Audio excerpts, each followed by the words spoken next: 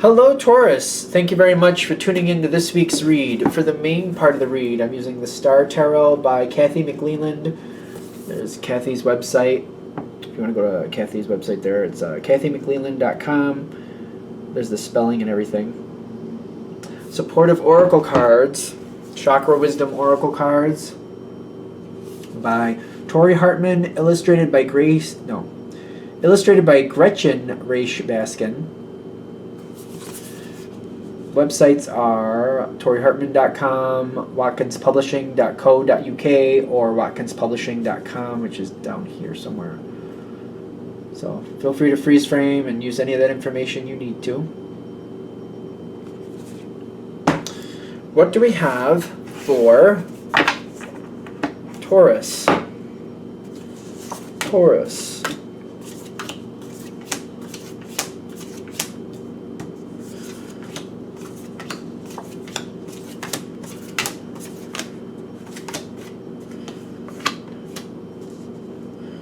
Well, this is going to be very curious.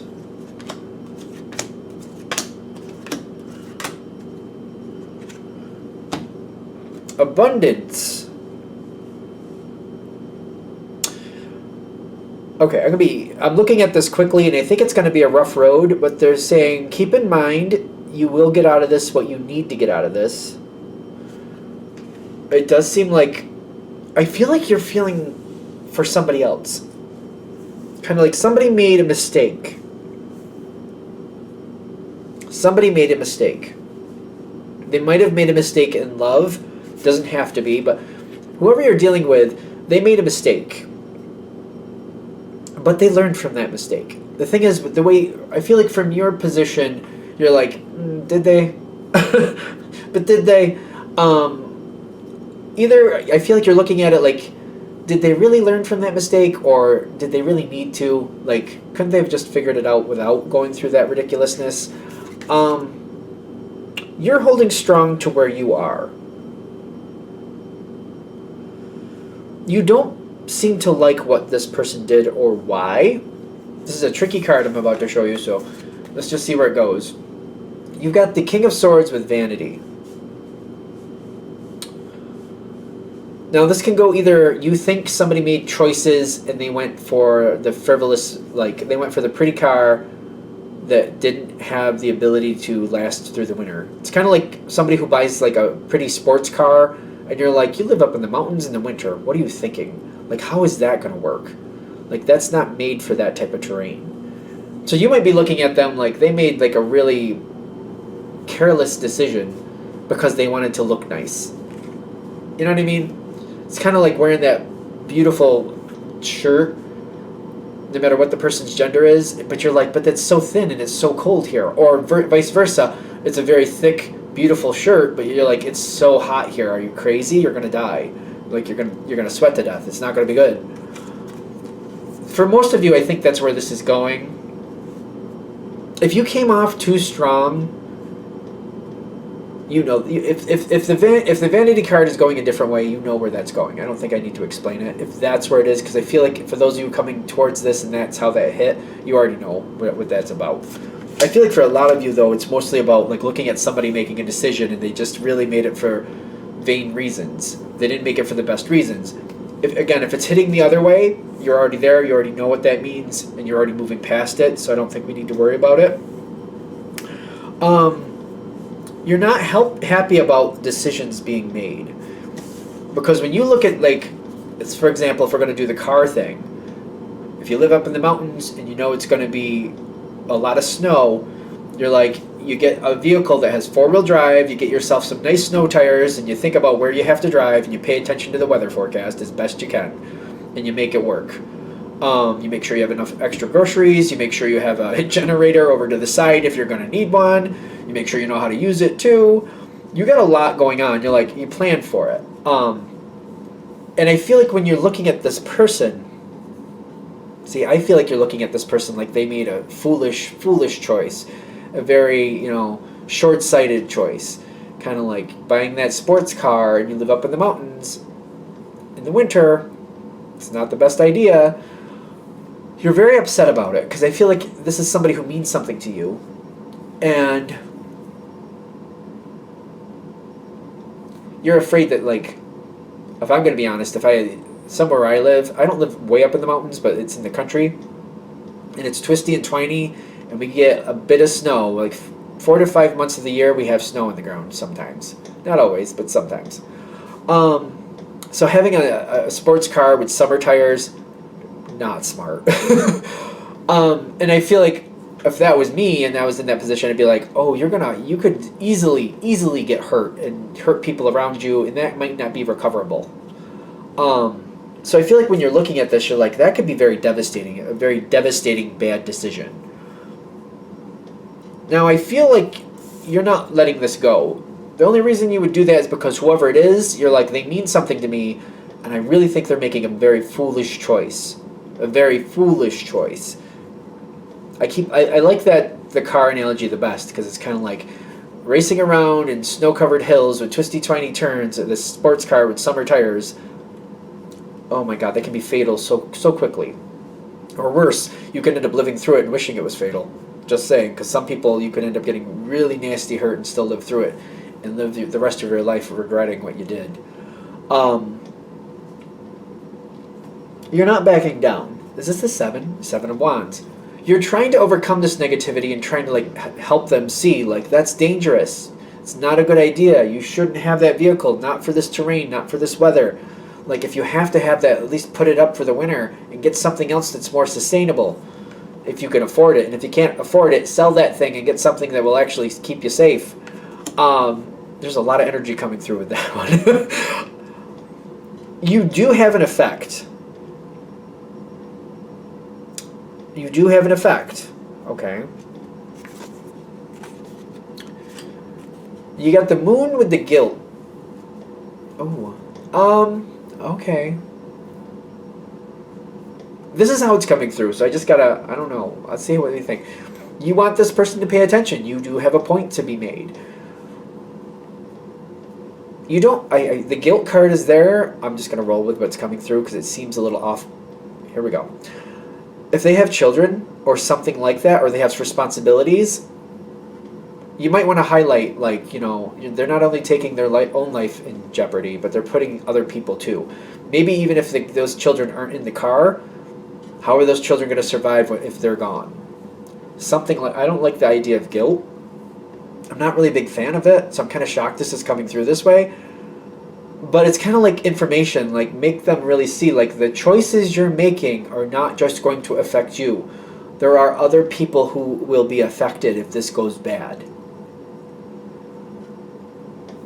That's how it's coming through. I guess I'm not a Sunshine Rainbows reader, I know that, but wow. Like, I'm not usually a fan of guilt, but I almost feel like this is preemptive. Kind of like, before you hit a situation where you need to feel guilty, how about you reroute your decision? And I feel like that's where you're going with this. Like, before you end up in a place where life gets really hard because of a decision you made, how about we undo that decision and make a better decision so that we don't have this problem later, so you don't have to worry about this later. It's kind of like, before we have a spot where we feel guilty that we made a decision that wasn't the best, why don't we reroute this? Why don't we reroute this? Because I feel like, is that more empowering? I don't know, the guilt card is a little, sometimes it's a little tricky. Kind of like, we don't have to feel bad about decisions if we undo them now and re-look at what we did.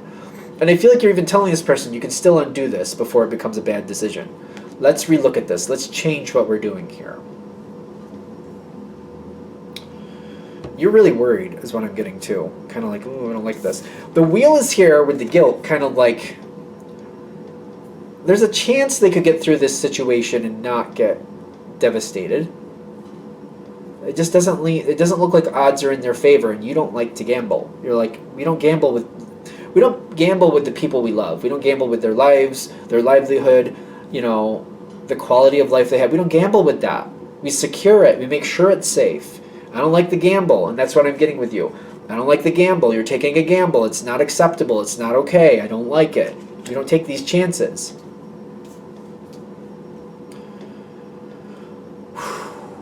You do make an impact. Don't give up is what I'm getting. They're saying don't give up. It's not like we want to guilt people. It's not like we want a guilt trip. A guilt trip, in my opinion, is to manipulate somebody to get what you want. Like, a guilt trip would be like, oh, I want somebody to come to dinner on Sunday, so I'm going to make them feel bad. Like, I only have so many days left. I only have so many years left before I'm not going to be here. You're going to wish you came to that Sunday dinner. That would be a guilt trip. But something where I'm really worried about you, and you could really end up in devastation, and the people around you may have to pay for it for the rest of their lives. I don't know if that's as much a guilt trip or just kind of saying, before you feel bad about that, before that goes down a bad road, it's not a guilt trip, to help people and show people why they should make a better decision. Is that maybe why that card is showing up? Because, like, they're going to show it like, oh, you're just trying to give me a guilt trip. You're trying to make me feel bad about what I want. No, that's the thing. Maybe that's the trick of this card. It's not really a guilt trip if it's taking a bad decision and redirecting it before it becomes a bad outcome. It's a lot. It's a lot. If this is hitting, it's a lot. You're going to make this person think about things. They don't want to. They don't want to. Your stability, though, you got your card here. This is your strong suit. We stabilize things. We don't take gambles with things like this. That's not how we do it. Or it's not how you do it, at the very least. It's not how stereotypical Taurus does it. You're going to kind of, you're going to sit in their brain. They got the Hanged Man with the service. It's not a guilt trip. I think that's where I'm starting to make more peace with that, because I'm like, I don't like the idea of a guilt trip. I don't like that. But then again, maybe it's just I'm mincing words. I'm sure you'll let me know in the comments. They're going to get kind of stuck, and they're going to have to really think about what's going to happen if this goes bad. Am I just gambling with what my responsibilities are, or am I gambling with other people's responsibilities too? You are having an effect. They don't want to hear you, but they are. They keep going forward. I feel like it takes a minute for them to really stabilize, because they got the Queen of Wands, but the Queen of Wands is smart and will think about what you said. And as she keeps moving forward, and don't get caught up in the gender, she's going to kind of be like, wait a minute. Let me think about this. I don't like that idea, but the Queen of Wands is smart. Again, don't get caught up in the gender. That person is smart, and they're going like, dang it, that stupid Taurus made a point. I don't like it, but they are right. And I need to know that, and I'm going to change. Yep. Empress comes in with the Ten of Swords up to the side here, like, what's connecting them is the wisdom. You're going to make a point, and it's just going to bounce around in their brain. They're not going to be able to stop thinking about it. It's just going to pop in their head at the most weird places. Once in a while, somebody else is going to be like, you have a sports car and you live up in the mountains? What? Okay, if that works for you. And then they're going to be like, okay, yeah, that does sound a little bit crazy, doesn't it? Even this person thinks that's crazy. It's just going to keep pinging them in the head. It's like you're going to be haunting them. You're going to be haunting their thoughts. Wisdom will win out. They will make the best decision for everybody, ultimately. But I feel like it's going to weigh on them. I don't know. I don't like the idea of a guilt trip, but I don't know. Does it really qualify as a guilt trip? Let me know in the comments. I guess you will. Because it takes a while for success to come in. It's very stressful for you. You have to work with it. I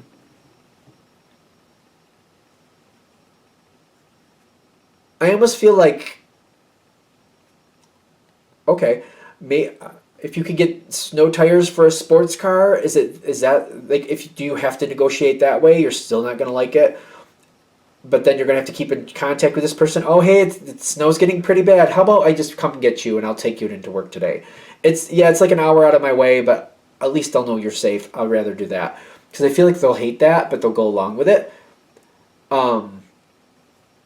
Stuff like that, because I feel that High Priestess is sometimes like, I don't really want to go out of my way. That's like the negative. But the positive is, but I'll know they're safe because I went and picked them up and I took them in. They don't have that stupid car with them. So, and if they took them in, they don't have that car, so they have to wait for me to take them home. I know they'll at least be safe today, so I'll take that outcome. It's a pain in my butt to go out of my way, but at least I know they're safe. You have success coming in. You're going to kind of work it out with them. Long-term success, there's going to be chances for upgrade or changes later. We have to see how it unfolds, but they're saying don't give up, keep going. Other people are going to be like, I don't feel like other people are like backing you up so much as like you say something like having a car like that in the mountains in the winter is not a good idea. And then they talk to somebody else and they're like, you have that car? Don't you live in the mountains? It's winter, right? Like, I just feel like other people are like, yeah, that, really? Oh, really? I wouldn't pick a car like that, but that works for you? Cool. I feel like it's going to hit them in the head like, oh, yeah. And this is kind of like what the Taurus said. Yeah, yeah. Somebody else seems to feel the same way, it looks like.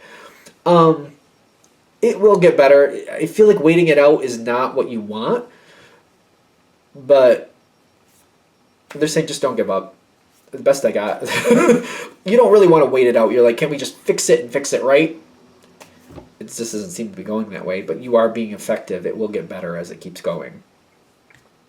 It will get better. I guess that's the best I can say about it. They do say abundance, so I don't see anything going really bad here, but there could be some snafus. So maybe you're going to help this person upgrade that car a little bit. They still end up in the snowbank, and they get the wits scared out of them, but at least nobody perished. There could be an outcome like that. That's happened to me. I mean, not to me. Well, I came down. My road is a little bit tricky. I think it was fall. There was no snow, but I remember, it was spring. I know it was spring now because there was gravel. There was too much gravel from all the salt from over the winter, and I almost went into the ravine because I was sliding on the gravel. And I learned really quickly, it may look like it's okay, but you never take a chance on this road because it's very twisty, twiny. They're going to learn a lesson like that. They're not going to have the devastation, but they might get their heart up in their throat for like 5 minutes, and they're like, oh, never want that to happen again. So something like that might happen, if that makes sense. All right. I'm going to shut this down here. Hope that helps. Thank you for watching. If you'd like a direct reading from me, shoot me an email, jamesforastral@gmail.com. That's James the number 4, astral@gmail.com. If you're interested in the donation information, that's below, same email. Thanks for watching, and have a great day.